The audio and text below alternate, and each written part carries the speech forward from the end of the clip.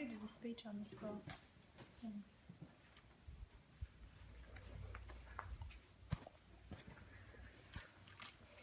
Okay. Abraham Lincoln, also known as Honest Abe, was born in a rural area in Kentucky in 1809. He was born to parents who had low social standing and very little education. He moved to Indiana and later to Illinois during his lifetime. He was the son of Nancy and Thomas Hanks, but when his mother died when he was just a boy, his dad remarried Sarah Bush Johnson, and she had a big part in his raising up. How he got started was by a pair of flatboat journeys to New Orleans. He then moved to New Salem, Illinois, and became a store clerk there.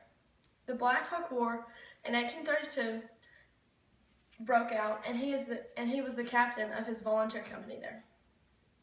Then he ran for state Illinois legislature, and he was unsuccessful, but ran 2 years later and was successful and won. He was the fixture of the Whig Party for the next 8 years. During those next 8 years, his law career began to flourish big time. He then moved to Springfield and met Mary Todd, who he married later in 1842. They had 4 kids, but 2 died tragically. Their kids' names were Robert, he was the youngest kid, Thomas, he was the third, Willie, and Eddie. Eddie died at an early age, but Lincoln, his family, wasn't well known then, so no one really knew how he died. He had tuberculosis, and then Willie died from the typhoid fever in the White House, so he was the most known kid that died. And then 6 years after Lincoln's death from being assassinated, Thomas died, and he had tuberculosis as well. The parents were never the same. His wife actually had to be admitted in an insane asylum because she had so many kids pass away.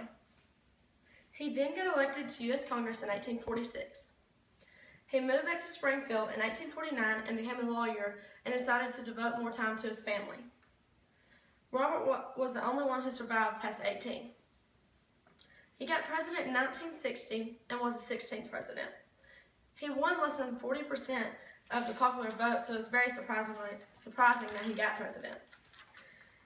While in his presidency, on January 1st, 1863, he did the Emancipation Proclamation.